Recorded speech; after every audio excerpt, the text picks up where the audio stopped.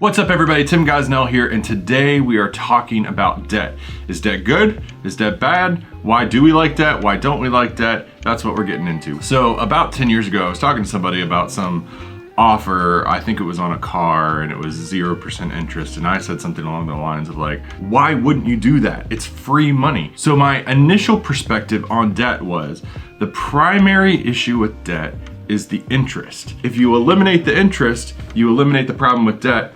And why shouldn't you do it? And over the years, my perception and my understanding of the issues and challenges with debt have greatly changed. And so that's what we're going to dive into today. The average American take-home pay is around $2,800 a month.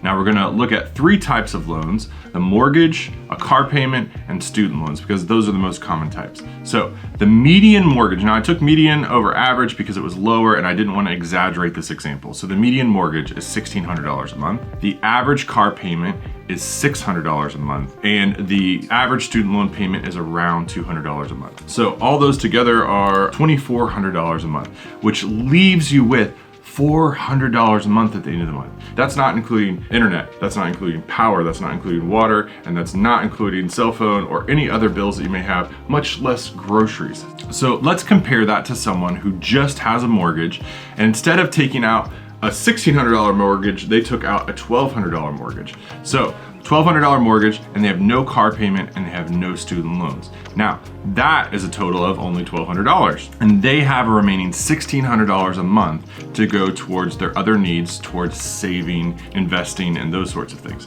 Looking at this example, it's fairly obvious that when you don't have debt and you don't have those obligations, it frees up a lot of your cash each month to do other things. The other thing that it does is it creates margin. I love margin, and I want margin in my life. I want margin in my business. I want margin everywhere. So what margin means is it gives me room to save. It also gives me room for emergencies. So if something comes up, if I lose my job, if I have to miss work for a little bit, if my furnace breaks, I have some extra money each month, and my obligations aren't so high that I can help to cover those extra things. If our expenses are right up to the max of what our income is, then we have very little margin.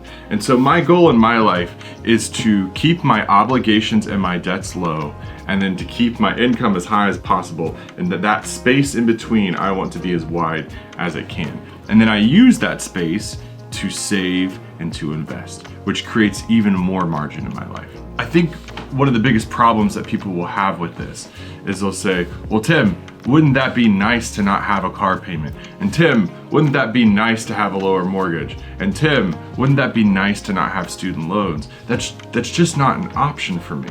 And I understand that it can be challenging, but I think when we have that mindset of, I needed a car and I had to buy a car, I needed to go to school and I had to take out a student loan, what that does is it takes off the table other potential solutions, and we only see debt as the option. And so a mindset shift that I want to have in my life is to say, hey, if I have $5,000 to buy a car, then I have $5,000 to buy a car. If I have $2,000 to buy a car, then I have $2,000 to buy a car, and that's not a down payment on a car, and I don't get a loan to get it. I get that car, and I don't see it as I have to have a $20,000 or $30,000 car.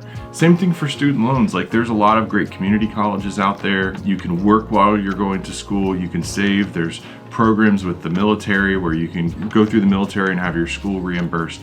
So there's a lot of options out there. And when we take debt off the table, we can begin to see those options. The most tragic thing when it comes to something like student loans or car payments is, like, we get the car payment because of the income that we have. And then if we lose our job or there's some sort of tragedy in our life, we now have this other complication that we have to worry about. How do I offload this car?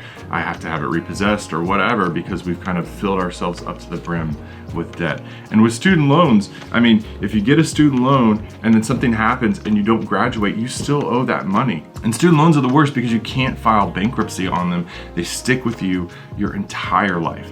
So if your goal is to get better with money, if your goal is to save more, invest more, then I would highly encourage you to take debt off the table. Buy what you can afford now, save up for what you want later, and begin to create that margin in your life so when things don't go as planned, you have freed up cash and you have options on what you can do. So thanks for tuning in. I'll see you next time on the channel.